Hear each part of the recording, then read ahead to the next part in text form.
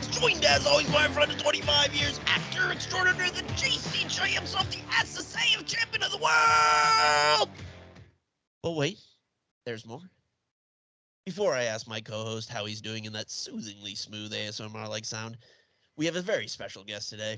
He's a Star Wars nerd through and through. If you don't believe me, he once 3D printed his own Star Wars / Marvel hybrid armor. He's a guy who's a master chef in the kitchen and a just plain master in the sheets, Mr. Tom Edwards. How you doing, fellas? Feeling good. Excited to be here. Oh, so excited to have you. As soon as I heard that you listened to the show, I was like, we got to get Tom on in some respect. And what better time than now than for Rogue One? I've been jonesing to watch this for like a month, and I knew this was coming up, so I just kept putting it off. And today was finally the climax. I haven't watched this movie in a long time. I feel like since it like came out on streaming, because this came out in what, 2016? Yep. Yeah. It's been a minute. It's definitely been a minute. Tom, had you seen this movie at all recently? Yeah, actually, my wife and I watched it I watched it a couple times during the pandemic, and my wife watched it for the first time during the pandemic. Same for me. So, like, we went through a lot of the Star Wars stuff, just like, everyone going through streaming. And that was kind of when she really started, like, getting into the movies more, just being more interested in, like, the series. Obviously, Mandalorian was really popular with everybody, but yeah, so that was probably for me. It was one of those ones where I'm like, oh man, these new ones, they got something going on. Like, this is different. This is hitting different. Yeah. This is my favorite of the newer ones, the Disney ones. Same. Like, easily. Yeah. And I wore all blue today for our guy, General Merrick in Blue Squadron. Just show some respect for some true kings. Yeah, this movie, it's just like, man, it's just so great. And just, basically to have pretty much a whole Star Wars movie without, granted, spoiler alert, there's a lightsaber in the end, but there's like pretty much no, Jedis and no lightsabers. It's pretty incredible and like pretty genius for them to do. I mean, that's what Andor's doing now. I don't know if you guys have been watching that. I haven't yet. Anything, but I love Sadly, it so I have much. not either. I love it so much. That's what I mean. Like, I've heard about the new Andor show being sort of in that, more direction, but it definitely was one of the things I noted very early on in the movie while I was taking my notes for this. And just, they don't talk about spaceships. They don't talk about, the characters don't. It never comes up. No one cares about tech. They just want things to work and to be accessible. Like, it's an entirely different, I feel like mindset of the filmmaker, which is really great to see, and it's just really well done. So it's a heist movie set in the Star Wars universe. Yeah, it's great, but it still very much has the same visceral texture that you're used to Star Wars having. Absolutely, it's still that world very, very much. But before we get into that, what have you guys been watching, reading, seeing, doing? Guest first. Well, I got a couple of very young daughters, so Bluey's been a good one. Watching, they're still a little young for like Rebels and stuff, but I've also watched those. I love Rebels so much. I watched Rebels before I watched the Clone Wars, so I have an affinity like Rebels was the show I would have killed for as a kid, because I didn't really care about the Jedi and like lightsaber stuff. I was obsessed with the ships and like just the way they looked so lived in and like beat up. Like, just looking at an X-wing or a Y-wing, like, I could stare at it for hours because that told me a story in itself.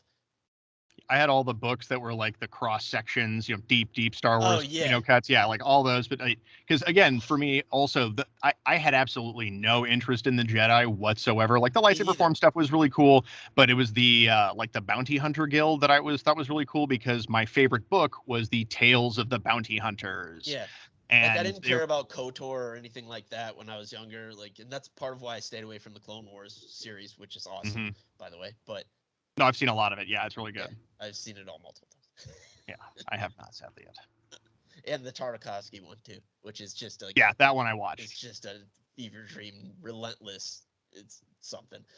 Really, really good. Very. I love that. They just the style had the legs to stay, which I loved.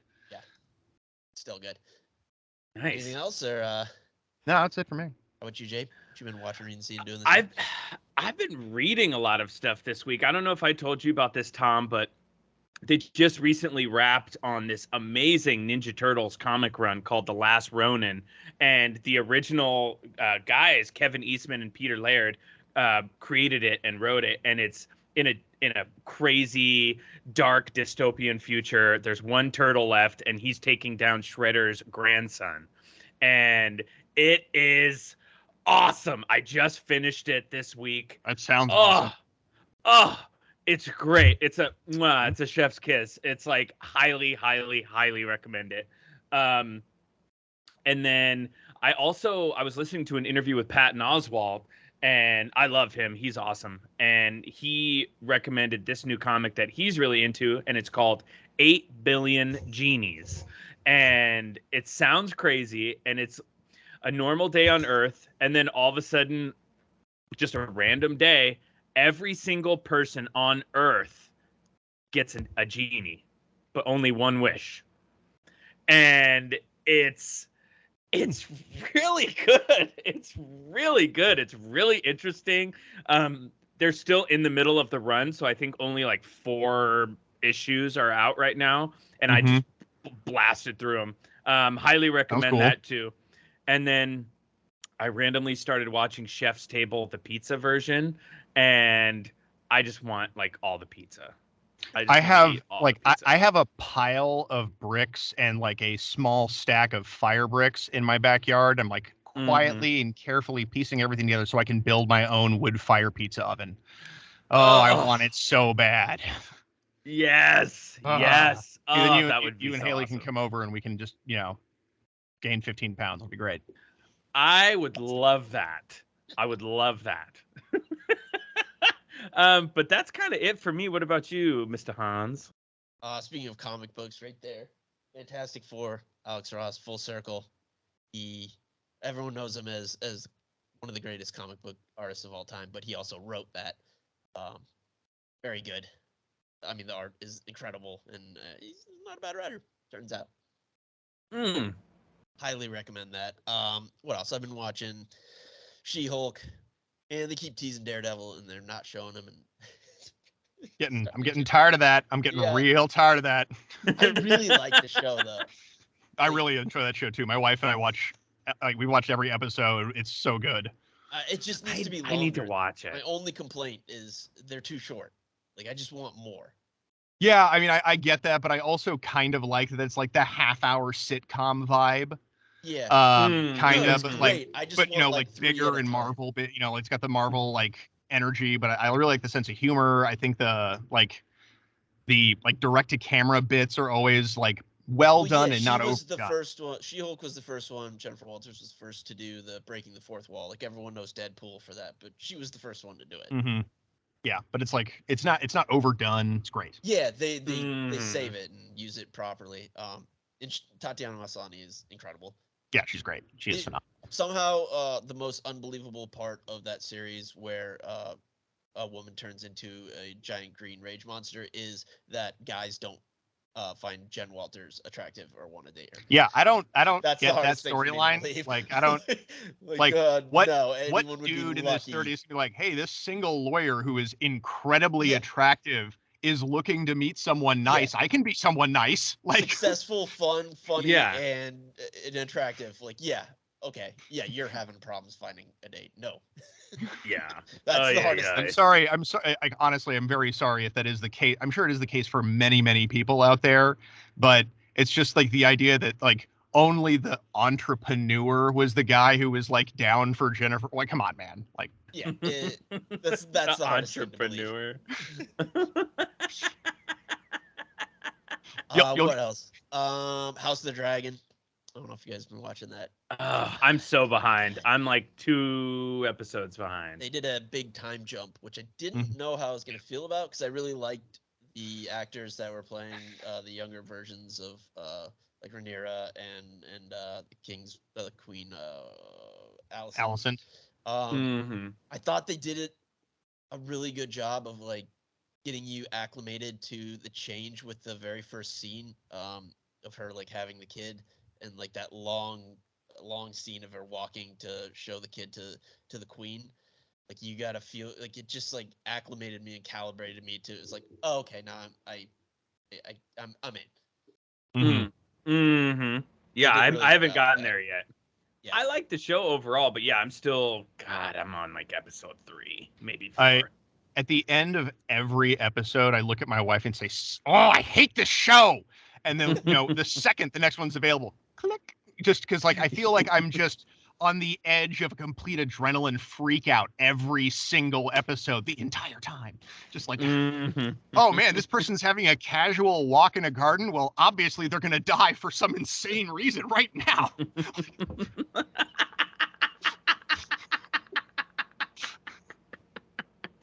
Exactly. Very good though. Big fan.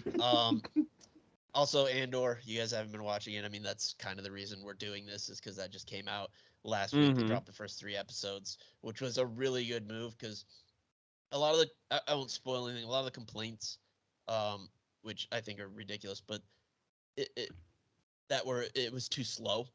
But they're like developing characters in a way that, I mean, not to shit on Star Wars, but Star Wars doesn't often do that. It's just like, here's the person. Yeah. You just need to, we'll give you what they are just by telling you. But this is like developing characters like in a way that, a regular, well-made program would. And I just think it's great. It's so good. I can't wait to watch it. I'm flying to Iowa this weekend, so maybe I'll just download those episodes for the plane, because it's like a 3-hour plane ride. So I'll just. Oh, it's perfect. Diego Luna, great. Amazing. I mean, he's so good. He's so good. It was such a good idea to give him a show, because he's so interesting. Like in this movie, even alone. Like you see like this different side of the Rebel Alliance. Like he's just like murdering people right off the bat. Like people that are spies, basically. Like, Like, oh, this is different. That's because it's like Tony Gilroy and his brother, like Dan, I think. And like Tony, he's been quoted saying like, I don't give a damn about Star Wars. Like I don't care. Like I don't even like it. So he's just writing this like as he would write anything he was trying to make good. Yeah, I mean, he wrote Nightcrawler. He did some of the Bourne movies. He's just like, no, I just want this to be a great movie. And that's what's really great too, is like when you bring in, like, let's say you're making a horror movie, you get somebody who's not directed a horror movie before. They're directing it like any other kind of like drama or something. They're bringing in their expertise. I mean, I love like the Mandalorian and all the canon and everything. Like I'm a sucker for that, but I do also. I wanted something like this too. Like we can have both, Yeah, of course. You can live in this world in 2 separate ways or multiple different ways, and like this more like gritty and like gray area, and then your regular like Luke and Jedi and Yoda and all that nonsense. Exactly. But yeah, that's about all I got. You guys wanna get this? Let's do it. And let's get into our feature presentation.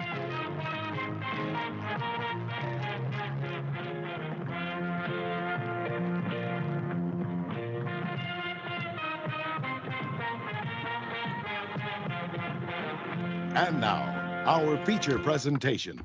Rogue One, a Star Wars story from 2016, 84% from the critics on Rotten Tomatoes and 86% from the audience, directed by Gareth Edwards, starring Felicity Jones as Jyn Erso, Diego Luna as Cassian Andor, Alan Tudyk as K2SO, Donnie Yen as Chirrut something, Wen Zhang as Baze Malbus, Benny Mendelsohn as Director Orson Krennic, Forrest Whitaker as Saul Guerrero, Riz Ahmed as Bodhi Rook, and Mads Mikkelsen as Galen Erso. Great cast, like fantastic cast. Donnie Yen, he's so like good. He's so good. And I wrote in the notes, like, this cast is wasted on a film where everyone dies. Like, I mean, the movie is phenomenal. It is an amazing movie, but it's like, okay, well, Mads Mikkelsen's out, Donnie Yen's out. Like, unless we get like origin stories or something, which I would be 100% in for. Totally. Like, but it's like, oh, come on, like these people.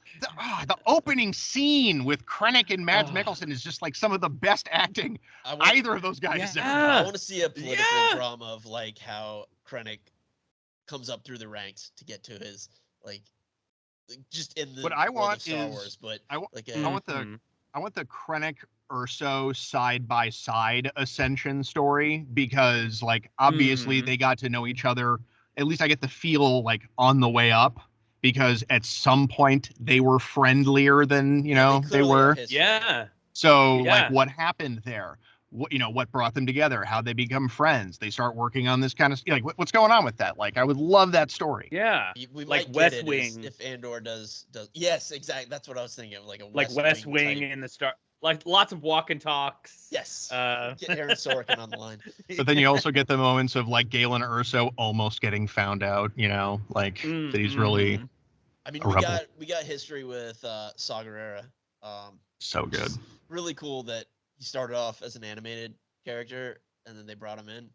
I didn't really like how he went out. It didn't really make a lot of sense, but we'll get to that. Yeah. He's great. So good. I have thoughts on his. I have thoughts on his way out that leave me conflicted. Same. Yes. We'll get to that. Oh, totally. Let's dive in. We open up no crawl for Star Wars movie. Yeah. We just get this evil-looking shuttle making its way towards planet's surface. Jin and her mom and Pa, they live there. They see the shuttle coming in. He knows. Galen knows what's up. He's like, the other shoe's dropping. They've been found out. They're in hiding. He contacts Saw and tells Jin and his wife basically go hide and like go off with him while he goes to meet Krennic. Neither listen. They really don't. They don't listen. No. Why have a plan? His wife's why have a plan? Is just nonsensical. But whatever. Bunch of idiots. Galen tries to talk his way out of it. Krennic wants him to come back to like work on the Death Star because he's like the best in his field with all this stuff. But once he found out what they're actually using his word for, he's like, no, I don't want to do that. I don't want to do a genocide. No, thank you. Straight up Dr. Evil. How about no? Exactly. I really liked that entrance scene. I felt like it was a really classic Star Wars opening of like the pan to the planet with the shuttle coming in and just the really sinister music and the fact that it's just absolutely beautiful. Like, it's overcast, but it's like lush green, rich looking soil. Like this is obviously you have the rings of the planet and everything. Just like beautiful. And it's nothing but sinister music. And this shuttle just like, it almost seems like it's crawling through the sky. Yeah. It's the opposite of like the beginning of A New Hope, where you just have this massive ship taking up the entire screen. And it's just this tiny little thing, but somehow it's just as terrifying. Yeah, I really, one of the things I always kind of thought was odd is this sort of like disparity of power. Like Krennic's in charge of the Death Star, yet whenever he needs to go somewhere, it only warrants a single shuttle. And it's the same thing with like the Emperor Darth Vader. Like, shouldn't they just go everywhere on the giant, Star Destroyer? I don't know. It's very confusing. Yeah. Is Krennic important or isn't he important? Like, I mean, we kind of find out later maybe he's not. Oh. Yeah. Not when Grand Moff Tarkin's done working on him. Tarkin, that scumbag. Oh. So while they're having this conversation, he's like, "Yeah, my family's dead. Like, no need to look over here. No, don't mind the man behind the curtain." I love how well he plays "I'm bad at lying." Like, just you can tell, like the tiny tells are like pretty obvious because the guy can't lie, but like it's so well acted. Yeah, and he calls him out right away. And then if there was any doubt, his dumb wife shows up with a blaster. It's just like in front of all these like death squad, like death troopers. Like, just what are you thinking, dude? It's like she had to know that they're like the Green Berets. Like, yeah. And even he's illegal. like, "What are you doing?" He's like, "What are you doing? Don't do that. Yeah, just put your gun down, dude. What are you doing?" Also, the kid. I have a hard time, as a parent, I have a hard time believing that. I mean, you want to help your spouse, obviously, but also if your kid's in danger, the kid is the priority. Everyone agrees on that. I don't have a kid, but I thought that too. It's like, how are you not going to make sure that she's okay? Like, priorities, lady. Yeah. Yeah. But Whatever. she had to die for the story to continue, so she does. But she wings Krennic in the process. Jyn, of course, sees it all because she didn't leave either. But she's not as dumb and doesn't get caught. She runs off to meet Saw. They take Galen. Saw eventually shows up, picks up Jyn, like the sewers or something. I like the way they show passage of time. Like she was down there a long time. Yeah. Oh yeah. And then title cards. Rogue One. Yep. After that, we meet Cassian, and we mentioned this before, but like he's a rebel spy and he's looking for an informant, and like, just the dark side of this rebellion. Like they were always the heroes, you know. They didn't do anything wrong. They were just the good guys. It was all cut and dry, good and evil, and he's doing some shady stuff. I like you get a taste of definitely that big, you know, like, hey, this is like hands get dirty here, people. Yeah. And then you also get that, I feel like, with the Cara Dune character, it's like, oh yeah, she was, you know, Rebellion Black Ops. Yeah. Like she was essentially a Rebellion kill squad member. Yeah. Like, yeah. They did a genocide on her planet and she was angry. Yeah. Would be. Justifiably. Yes, of course. But, man, Diego Luna is so great because even when he does these horrible things, like you see it like taking its toll on, like he's not happy about it. He's like disgusted with himself, but like he knows what he has to do. That just shows what an incredible actor he He's is. so good. So and I feel like that because there's this weird, like, I guess, mirroring in a lot of ways between Krennic, oddly, and Cassian. I feel like they're both taking lives or giving orders to take lives. Like they're both relentless in their drive to get what they need or what their goal is. But the humanity is only seen in Cassian, where, like, you know, Krennic has his good friend's wife gunned down in cold blood, and he says, go get the child. It is, you know, they have a child, go get it. And, you know, not I mean, he blows up a whole city and his he doesn't is, oh, it's beautiful. Yeah. There's no remorse there. No remorse. There's no like questioning what you're doing, like, am I doing the right thing? Like they're both true believers in their causes, but yeah, he's more of a sociopath. Yeah, wow, great point.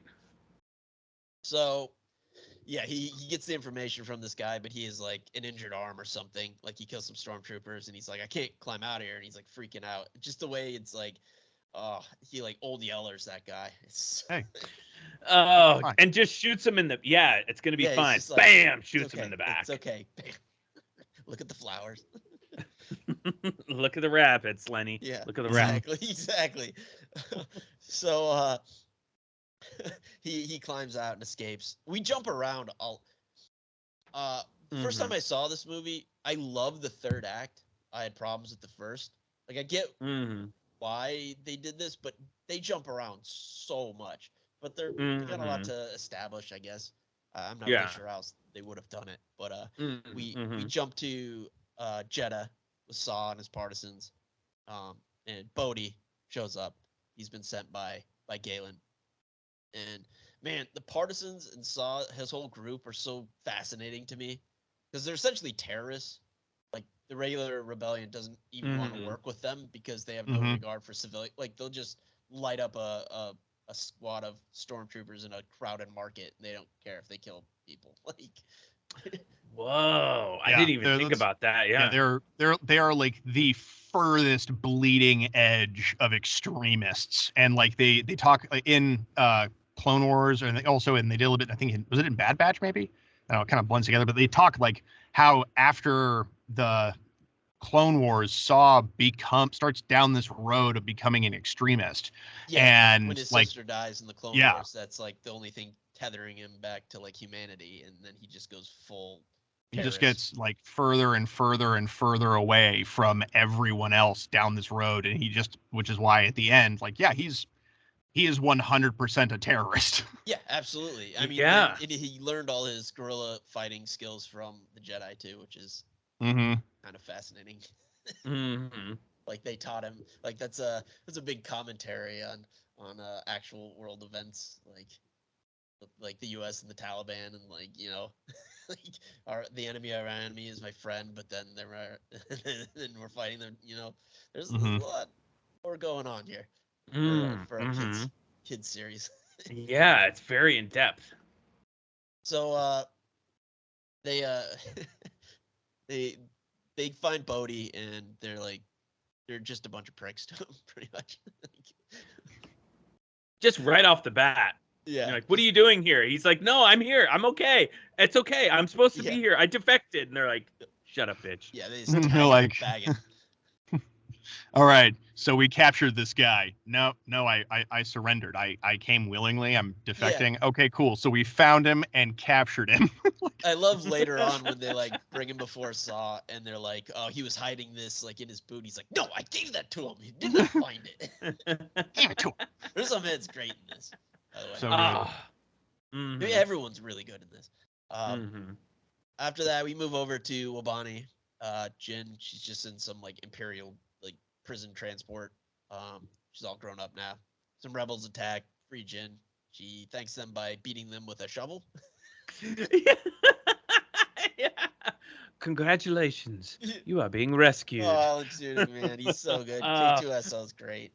I kind of like, I saw that scene. I'm like, yeah, it's a little weird, but I kind of like get where she's coming at because at that point she's not a soldier, she's a con. Like, she doesn't know who these people are. Like, I'm out of here. She's seeing, she's seeing these guys are getting only her, so it's not just like a general breakout. So essentially, she's being kidnapped, and like she also doesn't completely know that they're necessarily there for her or for her own good. Like, exactly. Like maybe they're not even here for her, and maybe they're just gonna kill her next, or or what? Who knows what they're gonna do with her? Yeah, all times. But Alan Tudyk. Oh, he's so good. Then we jump again to Yavin 4. They bring Jin in to interrogate her. A lot of questions about her papa. Just like coming in hot on the questions. Just 0 to 60. No. Like, hey, you got a fake name. Yeah, like we know what's up. We know who you are. They basically want to use her because they need to they want to get in contact with Saw, and again, they're not really friendly with him because they don't like what he's doing. They do a good job of explaining a lot of that in Rebels, the animated series. Like him and Mon Mothma have it out, going back and forth, being like, you can't do this. You gotta. This is not how we win. But they both have different ideologies, so they need her to basically like broker a conversation to get them through the door. Because we saw how they treated Bodhi. Not good. Yeah. Don't want that Borg gullet treatment. Borg gullet. God, Forrest just. So they know all about Bodhi and his information from Galen. Death Star stuff. She reluctantly agrees. Head off to Jeddah. We get Jeddah's a war zone. It's a war zone. Oh, that's when we get back on Jeddah. Saw just going after it. Lies, assumption. Yeah, it's okay. I love it. Deception. Like just the intonation, the cadence, just baffling, yet mesmerizing. It's so good. And he just takes a head off his little oxygen thing. Like Blue Velvet style. So good. It's like I don't know if you guys ever saw the Magnificent Seven remake, but Vincent D'Onofrio does something very similar in it, where he kind of talks like this the entire movie, and it's just like, what are you doing? What are you doing? That was a little more distracting. This kind of works. Yeah, it's also brief enough to not be a problem. And that's also kind of how he spoke in the source material, That was an established character in the animated stuff, but. Oh, gotcha. Yeah, and they decide to, they do the Borg gullet. Just this like tentacle monster that this whole thing is unnecessary. They kind of talk about those, I think in Clone Wars or Rebels. I think it was Rebels. Yeah, it's something like, there's some monster that'll like suck your brain out and like read your thoughts, and they're like, no, it's not real. Yeah. That's exactly. That's a myth. No. But like they say that the only downside is it like makes you lose your mind, and like it kind of does. But then when Cassie's just like, you're the pilot, he's like, oh, I'm cool now, guys. Yeah, he just I snaps right out of it. I kind of feel like I mean, he doesn't like, I get like the snapping out was a little convenient, but I love the fact that when he does come out of it, the only thing his brain like latches onto is being the pilot. Yeah. Right. So like the ship gets in trouble, like he's on it. He's like, you just, that's how he doesn't talk about anything else. He doesn't talk about just the mission and like doing things. It just, Saw says it like a certainty that, we'll get the information, but the problem is you lose your mind. And you're basically going to die. You might lose your mind. Yeah. You know, it was a little like, convenient. it's a fact, you just will, and then he just didn't. Yeah. And it didn't need to have, like, you didn't need that thread at all. Like, you could have used that monster and just gotten that out of him, like, and not add that other. Whatever. Just had it be like horribly painful or like mildly disfiguring. Yeah, like, just I not get like that they're trying to build up this thing that like they'll do whatever it takes, like regardless of morals or ethics. But like, come on. I think a lot of that comes down to like this movie was kind of a mess. Like I was joking when I said it was directed by Gareth Edwards because it was kind of, but also not. It's so nice that cousin Gareth is getting work, you know? Yeah. No relation. I have no idea. That's the last movie he directed was this in 2016. On IMDb, he has a couple other things, like one in production, one in development, but he directed this really amazing indie movie called Monsters with Scoot McNairy, where it's like aliens, like tangent, where aliens come to Earth, but then are just like here. And it's really interesting. It's really great. Highly recommend it. Nice. Yeah, I mean, this movie was like the king of stuff that was in the trailers that did not make it into the movie. Oh, so much. Like, this movie was... There's no reason this movie should have worked the way it was like hacked together and like pieced together. Like they did a lot of reshoots. Yeah, but even so, just like finding it...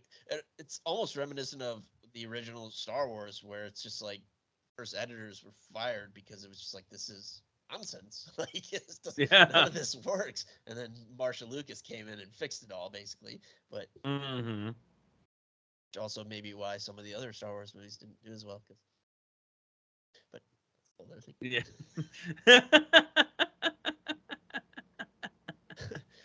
So, moving on from this, Krennic on his ISD orbiting the Death Star. I love how it's like putting the dish in. Like, that thing's fresh. Like, just finished out the box. Like, I swear to God, and I know something's wrong with my brain, but like seeing that scene, I just hear in my head, all right, keep backing it up there, Charlie.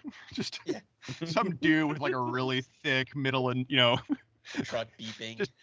Just like cone, safety vest on. It's like, oh no, tell the Death Star they gotta wait. Okay, just tell them to fire it up later. Okay, we gotta get this inspected. Union lunchtime. Yeah. I saw a dude at Celebration who was like in complete like instruction, like inspector gear, had a hard hat, had like a custom vest with like it said, building inspector or Imperial building inspector or something like that. And he had like Death Star plans. And he was like, talking, about like, oh yeah, I found this like reactor hole. I got to bring a subcontractor in. We got to have permitting. It's going to be at least 2 years. Just like they do a version of that in the Family Guy Star Wars parody, where they're like, "Can we just like board it up? Like, can we get an estimate?" It's like, "Yeah, we get an estimate. Get an estimate. Don't get an estimate. Get an estimate." So he meets with just like this cursed image of Moff Tarkin because the actor is dead. Actually, he died in like 94. A lot of people have complained about this. I actually thought this was I thought it was surprisingly passable. Like, obviously it didn't pass, but I'm like, I know how. I have a vague idea of how difficult this is to pull off. If I didn't know going into it, I don't know if I would have noticed. The one I have a problem with, I think the Leia one at the end looks unbelievably bad. At the very I don't end, know. Terrible. I thought Tarkin looked pretty good. I thought they had the benefit with Tarkin of like half the time keeping his face in shadows. Yes, absolutely. Yeah, like that that, makes it better. That definitely is a big like thing in his favor. The bright light, like that one didn't work for me. I was gonna say, either way, they are computer generated. I still thought both of them looked pretty good. I don't know. I was happy with it. I was happy, but then again, yeah. So Tarkin threatens him a little bit, just because Imperials are a bunch of jerks, I guess. I don't know. Pretty much. I feel like it was just the beginning of him sort of laying the groundwork for taking it away from Krennic. Like it's the first little steps. Because if it didn't work, he was going to throw him under the bus, and if it did, he was just going to steal it, all the credit. Yeah. Yep. But like he's also like, you are being successful, but you've had this problem and this problem, so it's like a lot of shitty bosses. Mm-hmm. Yeah. So after that, Jin and crew, they arrive on Jeddah. The Empire is mining the planet for Kyber Crystals for the Death Star, so Kyber Crystals are the small little crystals that are in a lightsaber and power that. They basically, you put energy in and they amplify it. That comes out. So like you put a little energy in and a ton comes out. That's what powers the Death Star. They have giant ones instead of just like these tiny little ones like in a lightsaber. Bodhi gets and this tentacle monster just like makes him go crazy, but doesn't. I guess they get the information out of him, but then they still don't really believe it, which is odd. Yeah. What was the point of doing that whole thing? Right. I feel like it's just sort of like trying to speak to the fact that Saw's insane now. He is paranoid on a level that just is beyond. Like when he's got Jin right in front of me, he goes, "Is it you?" Yeah, he goes like, "Can this he's be like, "Are real? you here to kill me?" Like right, like everything's right from Apocalypse Now. Everyone's a ghost. Everyone he knows has been dead forever. He can hardly believe it. She's there, or that Galen is alive and sending him a message. Yeah. Yeah, he is a little PTSD, I'd say. So Jin and Cassian start searching for Saw. They run into the "You'll be dead" guy from the cantina in A New Hope. yeah. So unnecessary. I love the backstory. I don't know if you know the backstory about those guys. Like one of them was a doctor that just like started murdering his patients. Like it's really dark and messed up. Oh, jeez, no. It's wild. See, I like the low-key old school stories from the 90s where, oh yeah, Dengar's getting married and Boba Fett's his best man. Yeah. It's like the classic definition of a comedy. Everyone gets married and is happy. I think my favorite one is a comic where Boba Fett gets out of the Sarlacc pit and gets taken by Jawas and he fights with Han Solo. He has amnesia, so he's on their side for a bit, and they get on one of their sand crawler and it goes out of control, and then he finally realizes who everyone is and it crashes into the Sarlacc again. He's just right back where he was. It's Groundhog Day comic logic where it's just everything just reverts back to exactly how it was before this. It's like it never happened. It's perfect. It's so good. But after they run into this bit of fan service, they meet Chirrut. Is that, I don't know how you say his name. Donnie Yen. Chirrut. Yeah. Chirrut. Yeah. Yeah. I think so. Right. Blind monk. Fucking badass.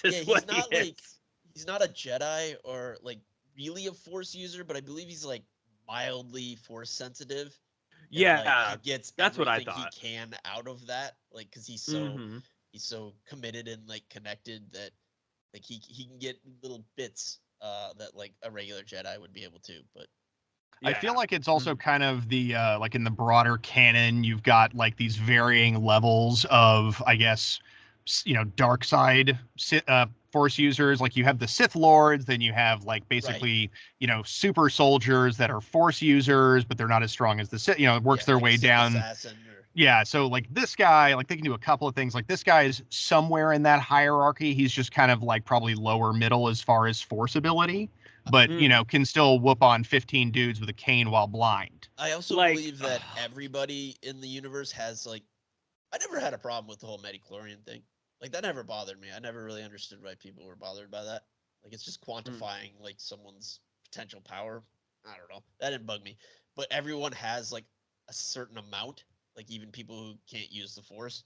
Mm-hmm. So I think he's just so committed and like tapped into it that he gets the most out of, even like the bare minimum that he might have is able to. And just like, man, Donnie Yen is awesome, and he doesn't show up in American movies a lot, but when he does, because he's in the new John Wick movie, and it's just like, oh, he's great. So great. Him in He's such a Blade badass. 2, so good.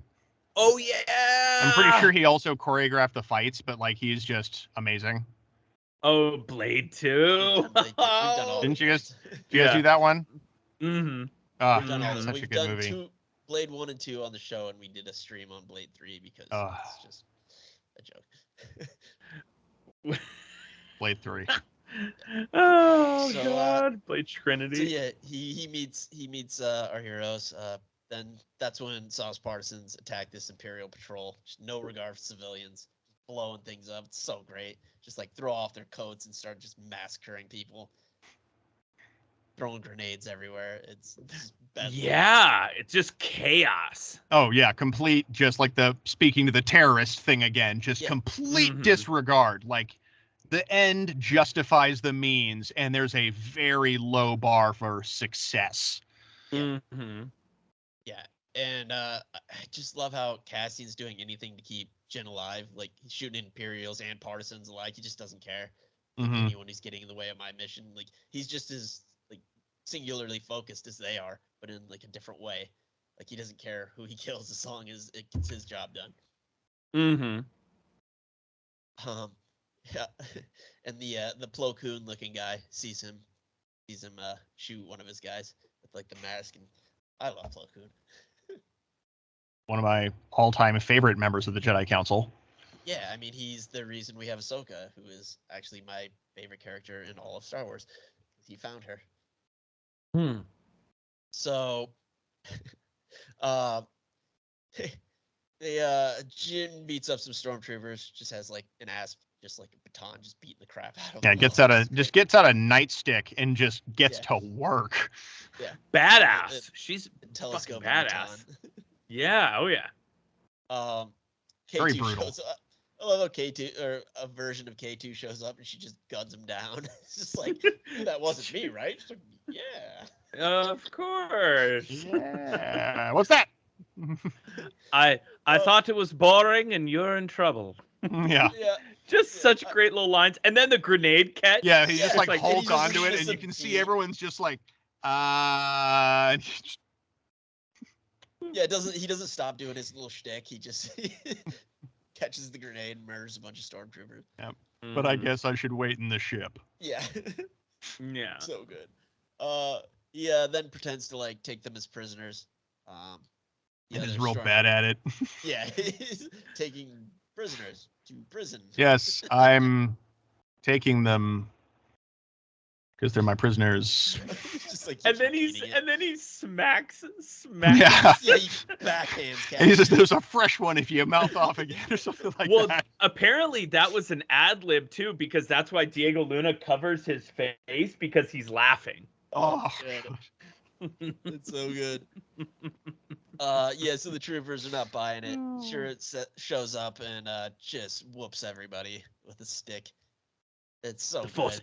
I'm with the Force, and the Force is with me. I'm one with the Force. So the Force is with me. So good. Just the choreographing on this fight scene's amazing. Like he's using one guy as like a human shield who gets peppered with like 18 blaster bolts. I love how he does like he like kicks up some sand in one guy's face. It's just there's like little bits of the plastoid armor flying off the stormtroopers when he hits them. It's just fantastic. So good. And he beats a bunch of them, but then a bunch more show up. That's when Baze in his Star Wars minigun. Oh, bad so it's good. like Jesse Ventura. But I also love that they, with that opening, like gunning down, he does like, oh, he's just as tapped in as Chirrut is, just with a gun. Well, see, I don't think he is. He's like the monk who lost his faith, but he gets it at the very end. He gets it back at the end. He's just really good at shooting guns.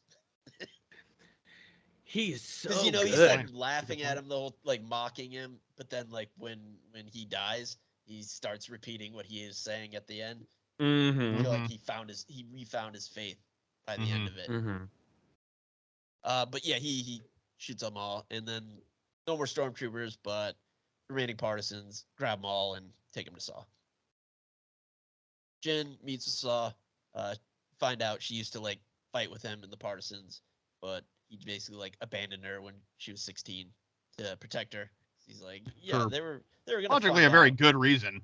Yeah, it's kind of like, it's really good because like she does a really good job in this scene. Like when she first sees him, like there's like happiness of like seeing her old friend, but it quickly turns into like, I'm mad at you because you Or at abandoned least me. I'm telling myself I'm mad at you, like I'm Yeah, supposed to be. Like that's what I've worked myself up to for years. yeah, but her facial expression is just like one of like almost excitement and happiness or joy, Just but it just relief. quickly turns to like her then yelling at him. Really good job by her. Um, the that's when Saw's just like really find out he's off the reservation, real full Colonel Kurtz. Yeah. Empire shows up, the Death Star. They're just gonna do a test on Jeddah. Not gonna blow up the whole planet. Just a test. Little one. They're just gonna blow up. Yeah, little one. It's gonna blow up a little city. guy. Reactor ignition. Just a little eensy one. Tiny little guy. Single reactor ignition. Yeah. Not even warming it up. Yeah, exactly. No need. A Saw warning plays the shot. message from Galen in front of Jin. I love when they like quick cut in the like shot to show just how fast it happens. Yeah. He and her reaction to this little hologram is great too, because she's just like losing it. He tells her, he tells him that he put a weakness in the system. He's like, I realized that like there was nothing. If I didn't do it, they would have found someone else who could. So my only chance was to like basically sabotage it from within. Yeah. Just play along, and then play my part. Yeah. And he's like, the plans that you need to find the actual like schematics of the station to find this, like, figure out how to exploit this weakness, and they're on Scarif, so like you gotta go there. That's when the Death Star fires. I love the sound of it. Like it's like right before it fires, it's almost like a powering down sound. It's like, but that's when like the big thing happens. It's such a weird choice, but it's so good. Just all the sound effects and everything in this universe, it's pretty amazing. Tom, I think you're muted again. Can't hear you. Yeah, the guy who did all the sound work, I can't remember his name, but he like created all of the stuff just like by finding things in the wild, like with his little tape recorder and microphone, just like looking wires and like getting animals or something. It's crazy. Yeah, it's just Can you hear me? Yep, you're back. There you go.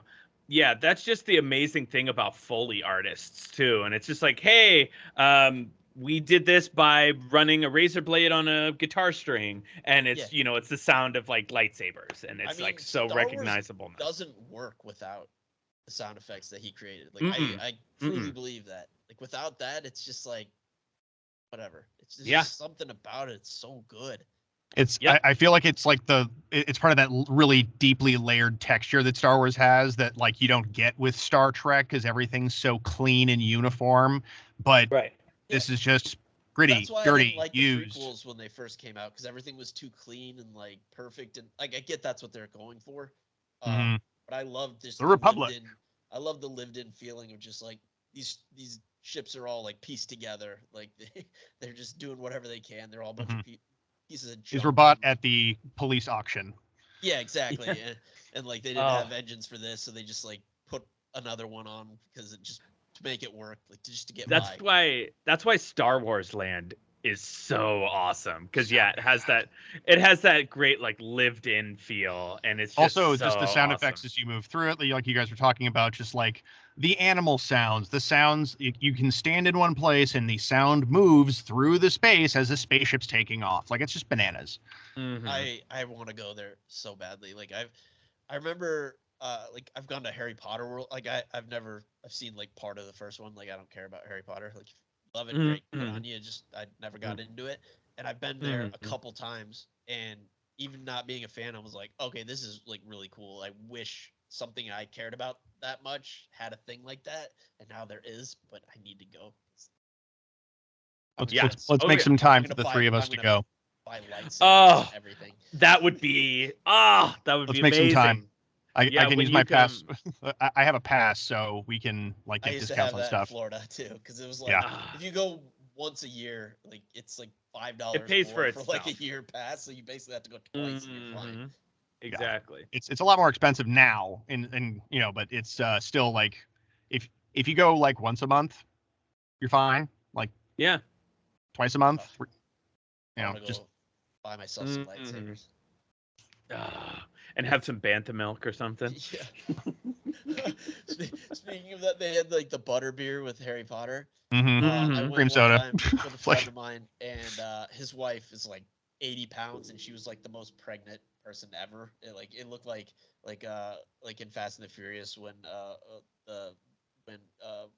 she's pregnant and it's just like clearly a beach ball in her under her shirt, you know. Yeah. She looked like that, and we were in line for a roller coaster. Like she was just standing there waiting with us. She wasn't actually gonna go on it. So it's like this absurdly pregnant woman in line for a roller coaster, and she was holding like a butter beer, which looks like beer, and drinking out of it. And people were just like side eyeing us, like we were just waiting for someone. It just looked like the most irresponsible thing in the world. Butterbeer, delicious though. It was delicious. So yeah, they fire on him. Happy 420. Oh yeah. K2, he's like, hey, yeah, there's no horizon anymore. I'm gonna come pick you up. Things are bad out here. We gotta go. Yeah, comes to pick them all up. Saw just stays because whatever. I don't know. The thing that always the pickup scene where like everyone gets on the ship and then it's like 30 seconds before it takes off. Like, did he put it in park? Did he turn it off? What's going on? Like, why did he even stop moving? Like, why was there like, come on, you see, like you're the one who told everyone things were bad. Why'd you land? Yeah, that's a quick pickup. That's a moving pickup. Yeah. But whatever, they barely escape hyperspace. Cassian, he's been told. We didn't talk about Saw's death here. I thought we all had thoughts on this. I mean, he just I figured like I'm done running. It's a little odd. He's got like no limbs. He's obviously an addict. Like the like, mask thing, like his brain is addled. painkillers. I think he can recognize that.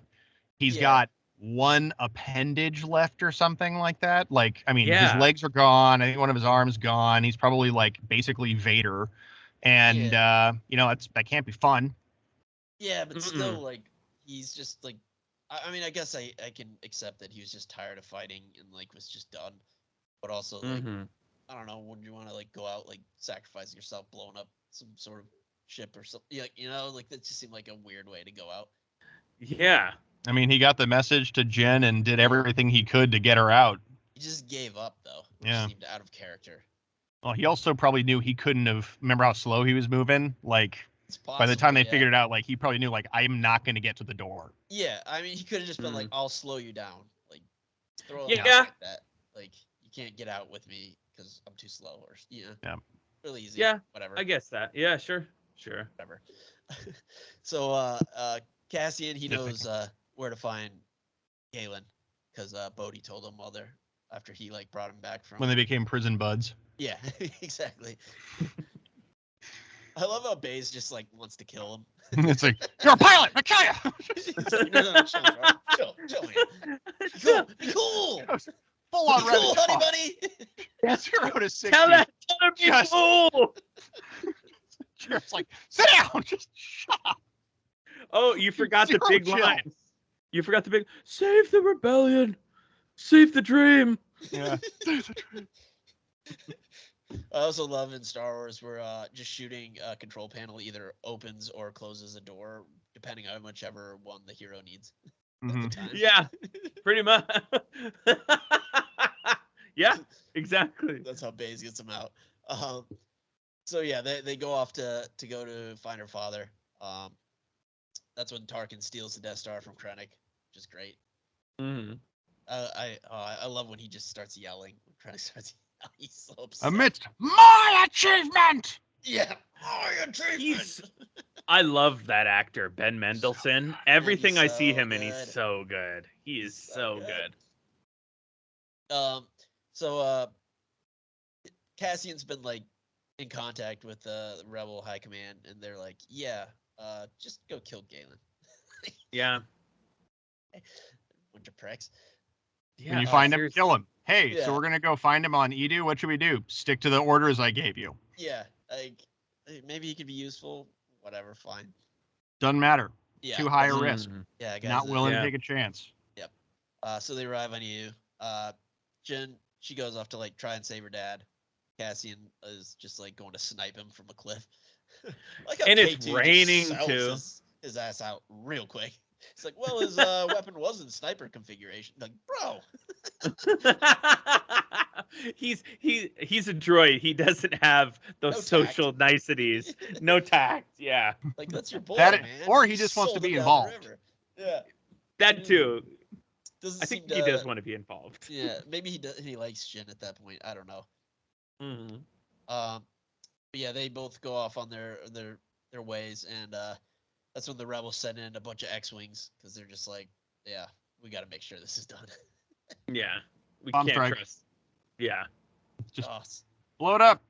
So good. Krennic shows up and confronts Galen. He's like, I know there's a traitor in our midst. You know, he's like, I'm gonna kill all your engineers, all your buddies. Galen confesses. He just shoots them all anyways. Oh man, yeah. It's like we've talked about on the show. You know they're bad when they kill their own men. Yeah, that's so it's like bad guy trope. Like, you know how bad they are. They just shoot their own men. Doesn't matter. Mm-hmm. Yep. Mm-hmm. Like, you know, it's just, I feel like it's, you know, Krennic throwing a tantrum. Like, that's what it is. Just he's so angry. But it also is like, oh, here's one more little thing that Krennic's done that is erasing the trail of the weakness. Like, anyone who would be familiar enough with the system that he, you know, Urso was overseeing, that maybe could have spotted it, is now dead. Yeah, and he's just such a sociopath that they no longer have any use to him. So who cares? Just off him. They don't matter anymore. Mm-hmm. Yep. Cassian, he has the shot but doesn't take it. Jin gets up to the platform. I like how she just like throws that first stormtrooper off. Almost get the Wilhelm scream, like almost. Yeah, I thought it was, but it wasn't. I love a Wilhelm scream. This makes me feel alive. It's so good. It does. Jin gets up there, but before she can get to dear old dad, Rebel attack comes in. Mm-hmm. Oh man, I just love a good X-wing, like the sounds of them and everything. It's so good. Yeah. Krennic, he escapes. Galen, he's like mortally wounded. He has a quick chat with Jin before he croaks. Cassian grabs her, and they piss off and get out of there. Go back to Yavin 4. Tell the Alliance like everything they've learned, because unfortunately she didn't grab the message. So the recording. Yeah. Whoops. Whoopsies. Yeah, maybe that could have helped, but sure, she didn't. Then this whole scene doesn't really make a lot of sense, other than they just really wanted to put Darth Vader in, because Krennic shows up to Mustafar to see Vader, like to be like, man, Tarkin stole this from me. Like, you're gonna help me? And he's like, piss off, dude. Like, this is actually our scene read too, by the way. Like, what did he think Vader was gonna do? Be like, oh yeah, you're right, dude. I got your back. Like, no, he didn't care about you. It's like, stop being a little diaper baby. Like, yeah, I mean, like, he is being a little diaper baby for sure, but he goes in and he's just like, I am good at my job and I need that recognized. And Vader's like, okay, you want that? Go fix your mistake. Yeah, like, I mean, he doesn't know Vader at all, because anyone who challenges like Vader for like good things from the Emperor, like he just offs them. Like, anytime, like there's any type of threat that someone could usurp him or like become the Emperor's favorite, he just kills them. So like, what are you thinking, dude? Should we do this as our scene read, Tom? Oh, get it. You ready? Let us. Okay. Hang on one second. I had it pulled up, but it closed. So yeah, Tom will be reading Vader, and I'll be reading Krennic. Which I thought it was Krennic with a D the whole time, and then I was like, nope, it's actually Krennic. That's Star Wars names for you. Whenever you're ready. Director Krennic. Lord Vader. You seem unsettled. No, just pressed for time. There's a great many things to attend to. My apologies. Do you have... Sorry, you do have a great many things to explain. I delivered the weapon the Emperor requested. I deserve an audience to make certain that he understands its remarkable potential. Its power to create problems has certainly been confirmed. A city destroyed, an Imperial facility openly attacked. It was Governor Tarkin that suggested the test. You were not summoned here to grovel, Director Krennic. No. There is no Death Star. The Senate has been informed that Jeddah was destroyed in a mining disaster. Yes, my lord. I expect you not to rest until you can assure the Emperor that Galen Erso has not compromised this weapon in any way. So I'm still in command? You'll speak to the Emperor about... Be careful not to choke on your aspirations, Director. Just Vader making a little joke. Just a little pun. Just a little pun. Which, did you see James Earl Jones finally retired from Darth Vader? He's not going to do the voice anymore. I did. Mm-hmm. Sorry, Tom, go ahead. I said, I love... It's like, come on, you got to have fun where you can at work, right? Like, just, like, what? Like, he has his stormtrooper, like, one color guy, and it's like, nice. Just fist bumps him on the way out. Just like, yeah. Yeah, he's got a pretty miserable existence. He just, like, sits in a back-to-tank with tubes out of him with no limbs, for the most part. Psychically wandering existence. Yep. It's horrible. So they go back to Yavin 4 and plead their case to, like, the Alliance Council. They're a bunch of scaredy cats. They don't want to. They're like, nah, we're not doing it. We're gonna leave. We're not having this. Yeah, like I feel like it's the like, oh yeah, they're not playing to win. They're just, playing to stay alive. Yeah, they're scared because it's like they haven't really confronted the Empire in, like, open war. Really, it's just been a lot of, like, hit and run stuff, and like this is a big step, and everyone's kind of afraid. On a whole new scale. Yeah, exactly. It's huge. And they pull their Thanos at fine, I'll do it myself. And they grab, like, a bunch of Jin's crew, like our normal guys, and a handful of other rebels are like, let's go into Scarif. Diego Luna does a great little monologue about like, I've done horrible things. They can't be for nothing. Like, we gotta finish this. Like, I need to be able to tell myself that I did this for a good reason. Yeah, like he's gotta, like, I gotta do the right thing. Himself. Gotta do the right thing. Love it. He's almost like talking to himself more than her or anybody else at that point. It's just really great by him. Another amazing scene of just him being amazing. Yeah, he's so good. They take off, and we get the title of the movie. Like, what's your call sign? He's like, Rogue One, a Star Wars story. See, every time that happens, every time something like that happens, my wife and I are like, Love a good title. There was. They got it in. Oh yeah, got it. I love it. So they make their way in, like, a stolen Imperial shuttle to Scarif. They give a little code. It's fine. They get through.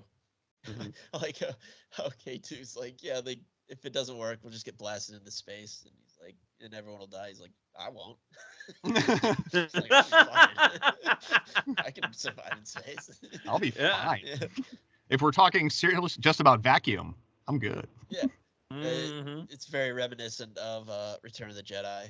It's like, it's an older code, but I was about to clear them. Okay. That should maybe raise some alarms, but whatever, fine. Bureaucracy, man. Yep. They get through the gate. Chin gives a really terrible pump-up speech. She's just basically like, "Yeah, we'll try, and maybe you will, maybe we won't. Like, either Give it the old college try. Guys, we're gonna do it or die trying. And die. Like, ready, team? It's gonna be do it or die trying. Yeah. Full 50 Probably just die.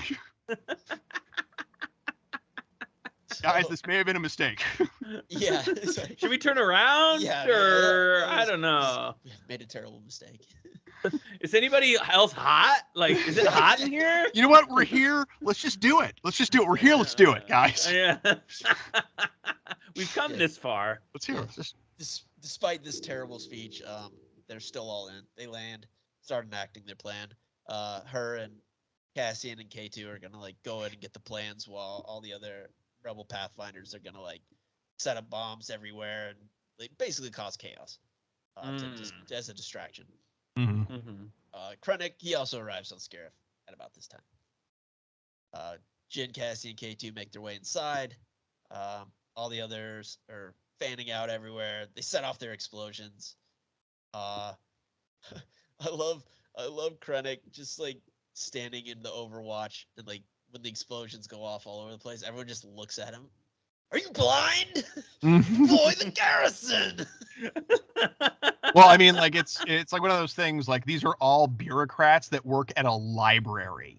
Yeah, and this like, is like, you know, they're in the military. They're in the military, yes, but these are people who have literally never seen anything happen, and then all of a sudden, a very high-ranking, you know, military project director is in the room, and they're like, "Well, we got to do what he says because I've never done anything on my own before." Yeah, and Scarif is also considered like a place people want to be deployed because it's beautiful there and no one ever sees any action. It's like where people who are about to retire, being in the Air Force in Hawaii. Yeah, it's like to go live out till they get their pension. Like they just put their feet up on the beach. Like it's just like a cushy spot. So no one's like ready for actual action or anything to happen. Oh, I didn't even think about it that way. That's yeah.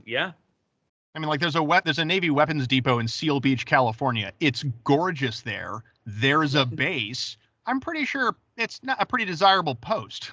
Yeah. Plus they have this giant shield gate and like Star Destroyers up above. Like, what do we have to worry about? Nothing's gonna happen. Yeah. Back on Yavin 4, the rebels start to get word that this attack happened, and they finally wake up. Like Admiral Radis takes off, Profundity, and General Merrick and everybody. They go join the fight. Get to work. Love it. Jin and by the crew, way, Y-wing for life. I love a good Y-wing. ETL Y-wing. That's one thing I love about the Clone Wars, where you see it before it was like looking turned into junky. a junker. Yeah. Like they took all the panels off. Like it looked. I was like, oh, that doesn't look badass. Get that out of here. Yeah, it looks terrible, but like it also makes sense. It's like, oh, totally. Like definitely that's the Republic version, and then we have the Rebellion version. New, and then those were just like afterthoughts, like getting ready to be scrapped, and they just took things off. It's like someone buying a mall crawler Jeep Wrangler and then actually like building it out. Yeah. kind of thing. Just like taking the doors off, taking the, whatever, like putting new things on that explode. Like, yeah. And they even have like in-world logic of why, like they took the panels off. Like not one reason because it made it faster because less weight. And another was because they broke down so much because they're old. So it made it easier to get in to like fix stuff. They didn't have to take things off all the time. It's so good. So good. So, they make their Jin and crew make their way into the data vault, start searching for the plans. Outside, the little Pathfinder group, they're not doing so hot because the AT-AT show up. No one ever expects the walker. Yeah, like always. Like even that little dirty alley in the beginning of the movie, Cassian Andor guns down two dudes, and like all of a sudden, yeah, there's just no match for that armor. I love how Baze like fires a bazooka rocket launcher at him, and it just like shrugs it off.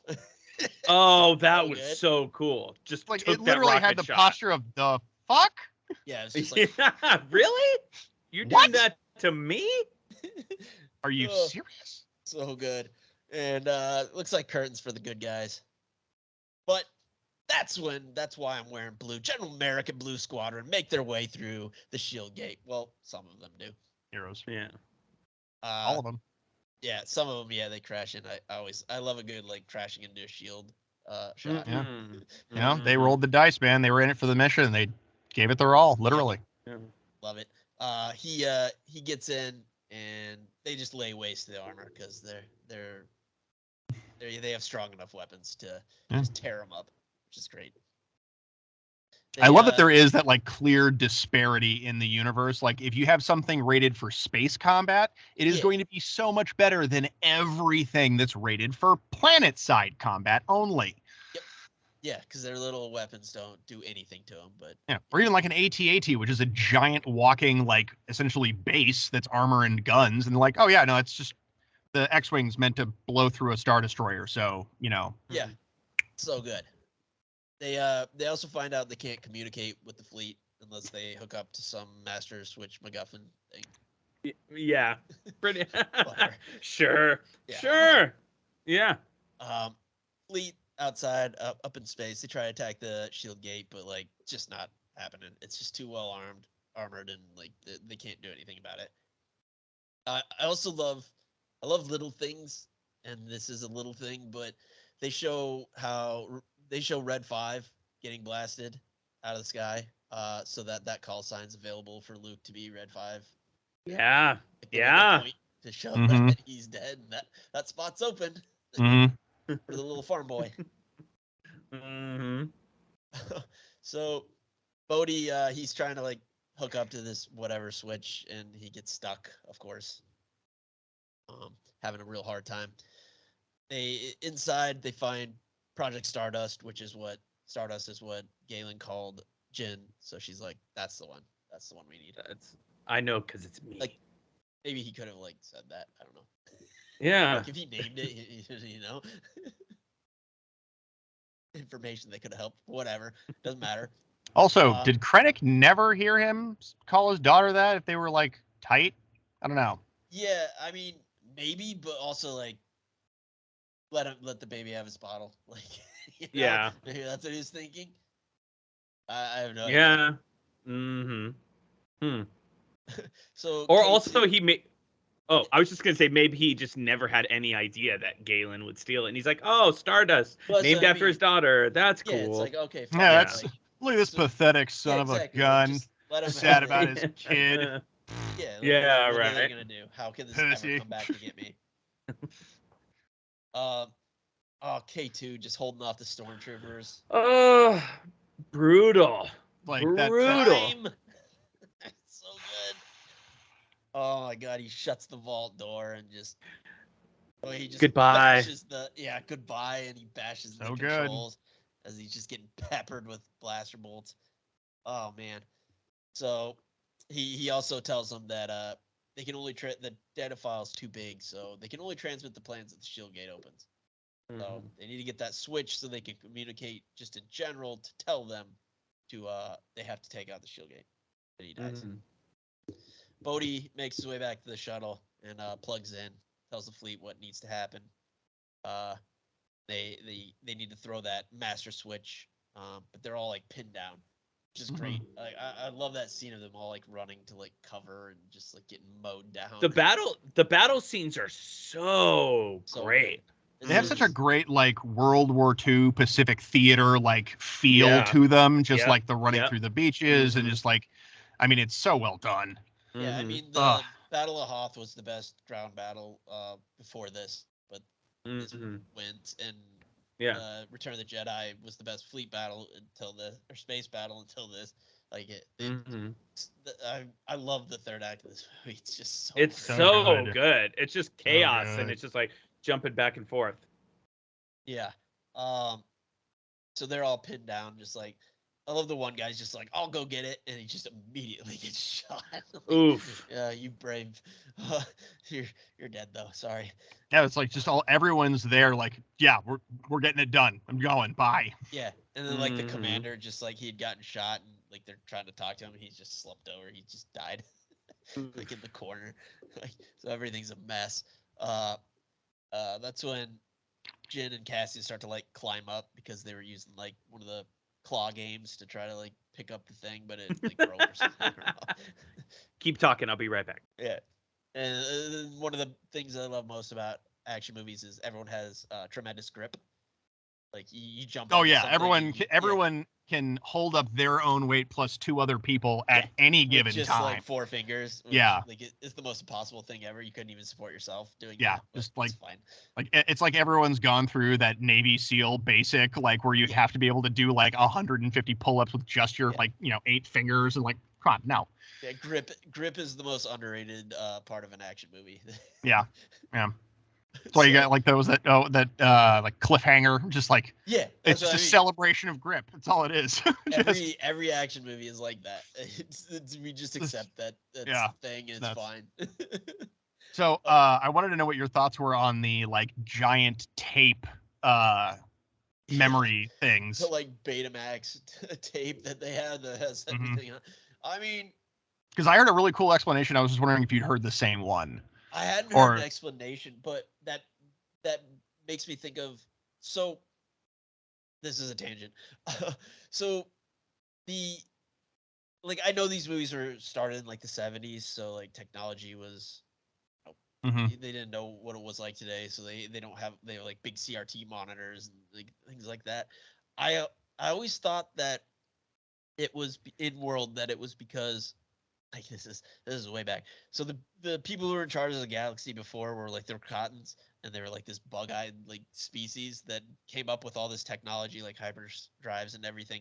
And then when they got overthrown or got extinct because they got cut off from the force for whatever, this whole thing, then like humanity and all the other different species like had all this technology and like reverse engineered it, but they never really understood it because they didn't create it. So in some ways they were hyper advanced, but in others they were still like back like in the Stone Age kind of, because they didn't really create these things, but they just kind of had them because a greater culture, greater sect of species created it, and they just got it from them. Yeah, it's interesting to have that like basically a third world country, but then they're like bringing water in, but it's on this floating hovercraft kind of. There's all these different technologies that they weren't capable of creating themselves. They just kind of fell in their laps. So it's like, I mean, it's a great in-universe way to explain why things like look. Yeah, like it makes absolute, like in Mandalorian, it makes absolutely zero sense that an R2 unit or an R astromech droid would be a boatman. But it definitely feels like something that some dude with a couple of weekends left to him, to keep himself busy would do in his garage. Yeah. Right. They just like reverse engineered everything. Like it was all. He's like, there, I got and they just, some like, arms and legs off this other guy, and that guy can't. His wheels are all right. Let's see what I can do. Yeah, it's how I learned calculus in college because I didn't take pre-calc. I remember I had to take calc for business my last year, and first day they're like, "So we assume everyone's taking pre-calc," and I'm like, "Oh no." So I reverse engineered I'd take the problems in the back of the book and get the answer, and I'd reverse engineer it to figure out like, I didn't actually learn calculus. I didn't know what I was doing, but I learned enough to be able to get like a C+ in it or whatever I got. Whatever you needed. Just to get by. That's kind of what they're doing in this universe. Yeah. I was gonna say the big clonky tape thing. I don't know. I can't remember where I heard this. It's not my idea. It's somebody else's. I don't know if this was actually like a concept they were working from. But if you look at like real life air traffic control towers, the tech that's up there and is used to like organize planes around the world is like decades old. But it is dirty as hell. I work in finance, and like some of the most powerful tools, like trading tools, they're like DOS. Like they're just they don't function like the way that anything should that's taking on the type of things that it's taking on and like, control of. Yeah, like, so you have this like the entire world's like the entire world's flight, scheduling is controlled by a computer system that is decades old, but nobody can figure out a system that'll work as well. and it's still robust enough to keep working. So like one company keeps producing the parts or whatever, but like that's it. But you have these, I guess in the case of Rogue One, this super sturdy, very kind of out of date, but reliable tech. And you need to make sure that you have long-term data storage for something as immense as the Death Star. Like you don't want that to go, you want to back that up. Like, you're buying the good stuff. You're getting the things like, okay, I know this thing is like 4 times bigger than that other thing, but I also know I can shoot this with a gun and it will not break. Yeah. So, true. That was the explanation, because I'm like, what was up with that? That was ridiculous. Like, USB stick, what's going on? And then somebody explained that to me. And I was just like, oh, that's so much cooler. So yeah, I like that. So okay, they're climbing up to go get it, and Krennic's just like, enough of this. He grabs a couple of his little troopers. They show up, start blasting at him. Meanwhile, back on the ground, sure, he just walks into oncoming blaster fire while he's chanting. Just so just good. like so good. Makes it to the switch. I feel like Stallone like could look at that snarl, the scowl, and be like, he gets it. Yeah. He gets it. He gets it. This guy knows what he's doing. He makes it to the switch, throws it. Meanwhile, Cassian gets hit, falls off. Jin continues to climb. Then Shira gets just blown up. That's when Baze finds his faith again, because he goes runs out, which I didn't notice until this last time watching it. But I think that's what happened. That hit me. That hit me hard. Like, like I kind of always felt like throughout the thing, like, nah, he's with Charity, he's not going anywhere. Like this guy's still like committed. He's just mad, and so he's like trying to like deny it to himself. Yeah, he like lost his faith, and then he gets it back there, which I thought was a really cool moment, because I just didn't notice it before, and I've seen this movie a million times. And because then he starts doing the chant like he was, just shooting everybody, but he's saying the same thing, like he's back with it. Yeah, out in space, he was where he needed to be. Yep, and he knew it. Space. I love how they had like old footage from like Gold Squadron and like Red Squadron, and they just got to use. So good. We got Tyree and Hutch and all the Y-wing guys again, which is great. They go on a attack run on one of the ISDs, some ion torpedoes, disable that thing. God, the hammerhead, the scene. That was so cool. Love that. It's just like, hey, I got an idea. Yep, because Bodhi had called him. Ram it. He got like through. starts coming. It's like if they'd freeze frame and go, those Duke boys, I would have believed it.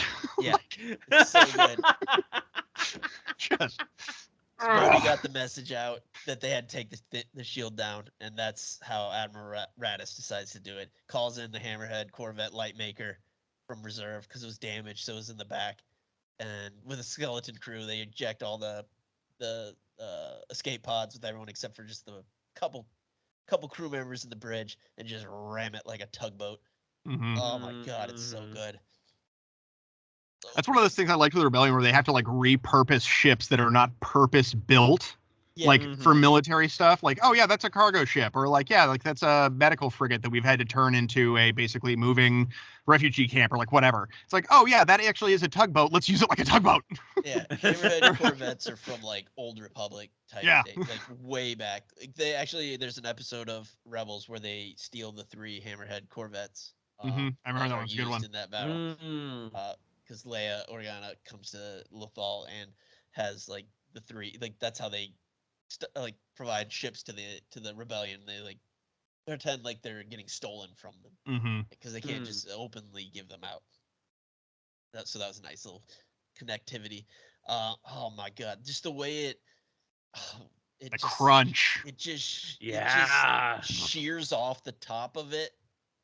So good. Oh, I love it. I love it so much. So it takes that out and crashes into the shield gate. Meanwhile, Jin, she's escaped from that facility with the plans. Baze also dies in an explosion. Who? Baze. Yeah. I like that shot too, how it's of his face, and then you just see the bomb and the fire just go off behind him. Yeah. It's really good, and he's just at peace with it. Mm-hmm. All the while, Jin, she reaches like top of this tower to transmit the plans. But before she can, Ty Reaper flies in, shoots up the little catwalk she's on. She crawls up. Krennic shows up too, does his little villain speech, because, they have to. Mm-hmm. Of course. Yeah.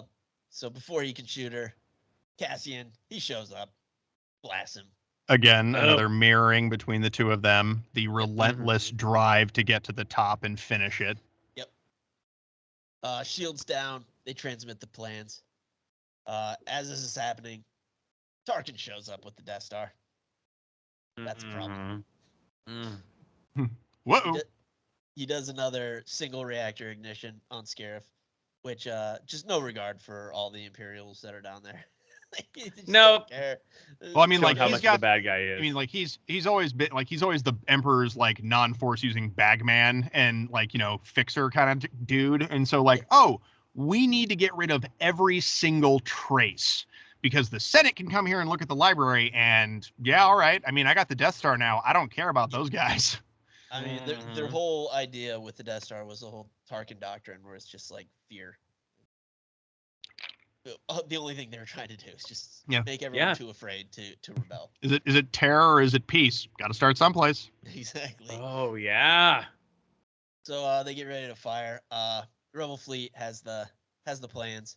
They go to escape into hyperspace, but Vader and his such a good scene. Whoa! Devastator show up and take it. Like when he just reaches through the door, I remember seeing that in the theater. My jaw was just like dropped. Oh yeah, that I was like incredible. I was gripping the arms. I was like leaning forward, just like, oh god, just such a great scene. I love how some of the ships escape, but then the Devastator shows up and like that little MC-80 crashes right into him. Like they're just like, oh no, we didn't all get away.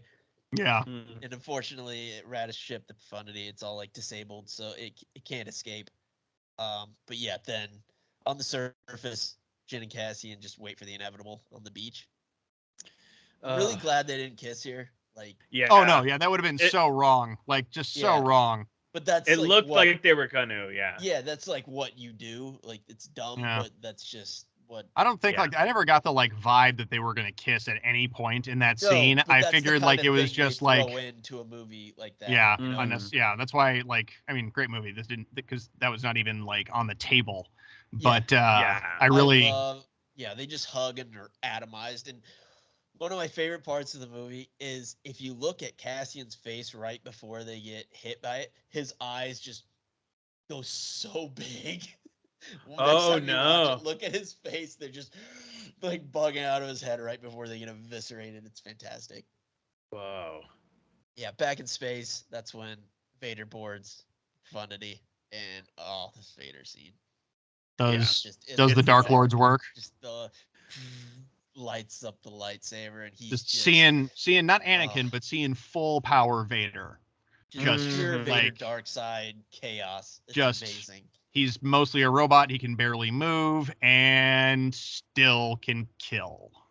Yeah, he's just almost enjoying himself. Like he's just cutting through them, just massacring them. They just have no chance. And then the way they're just getting it, like the guy puts it through the door, and then the door, and the lightsaber goes through him. It's so good. Just choreographed so well. Yeah, he's just slaughtering rebels right and left, but they managed to get the data card with the plans to the Tantive 4, Corellian Corvette with Princess Leia on it. That's in like the hangar bay, and it takes off. Then we get that unfortunate bad CGI of her. And they jump to hyperspace and credits. Boom. So good. Such a great. Oh man, this was a great. I love that So I would say like that like repetitive. I've seen it done a couple of times. I feel like in Star Wars, where some larger ship is basically used as like bait for a smaller ship with whatever the important thing is to like run away real fast. Like it happened in Kenobi with Darth Vader again.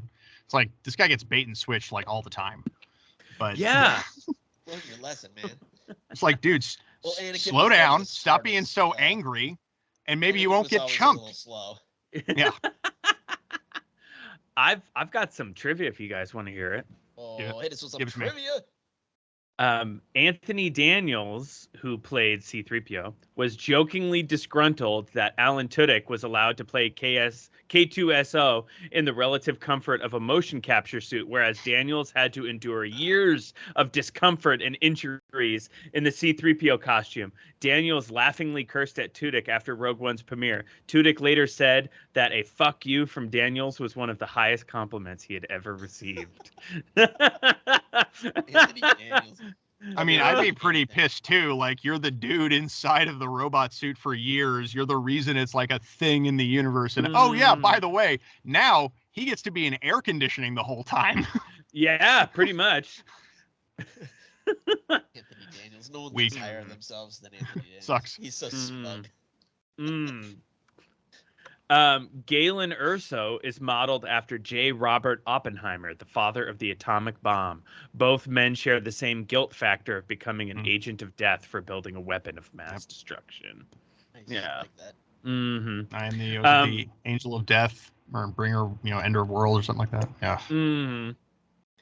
The studio had only two choices to play Chirrut, Donnie Yen and Jet Li.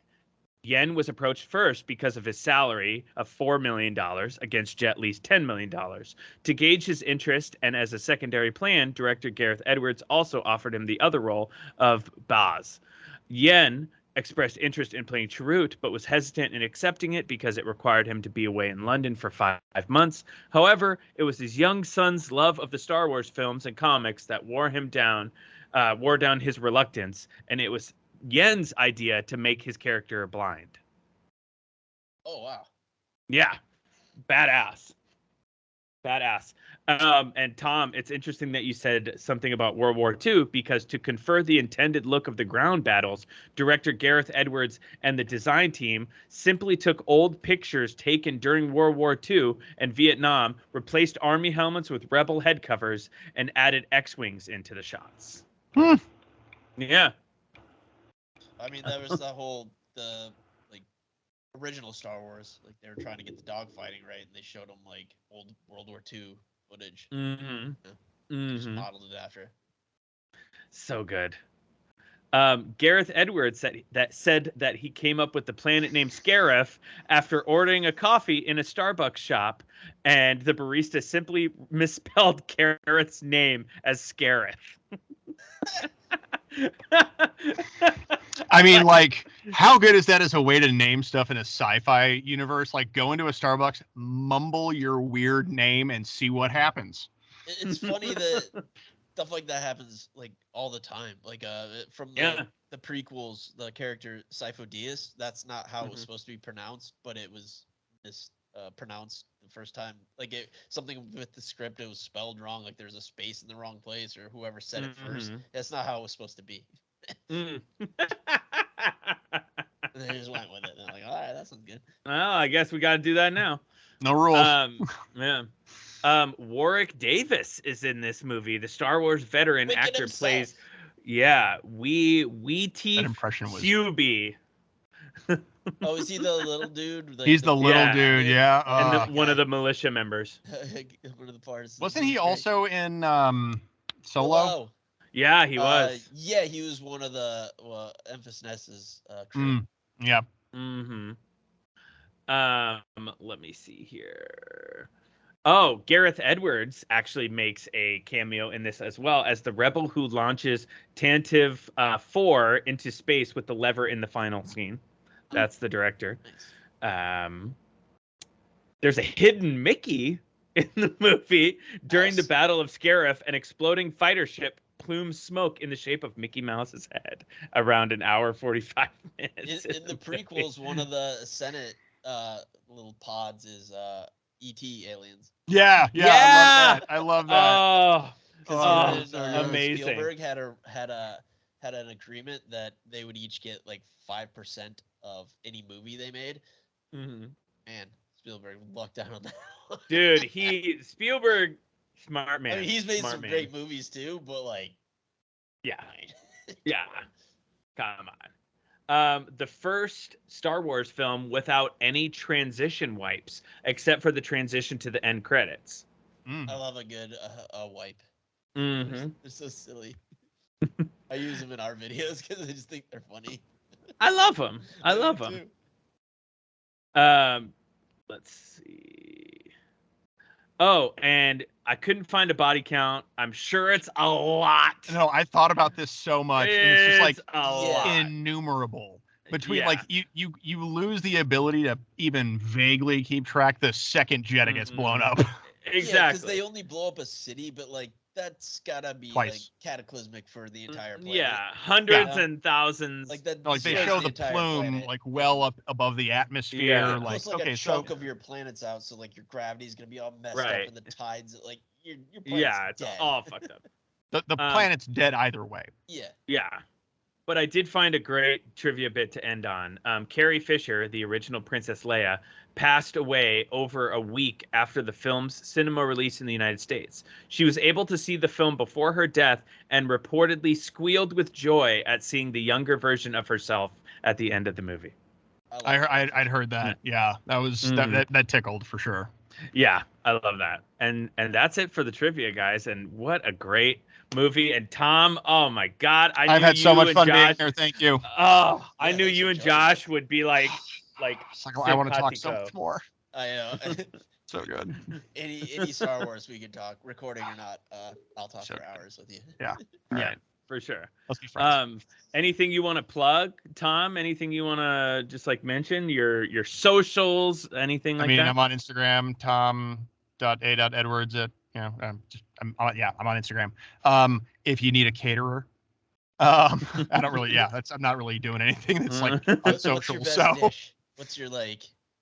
Well, it was my wedding anniversary last night, and my wife's favorite thing to eat is chicken piccata.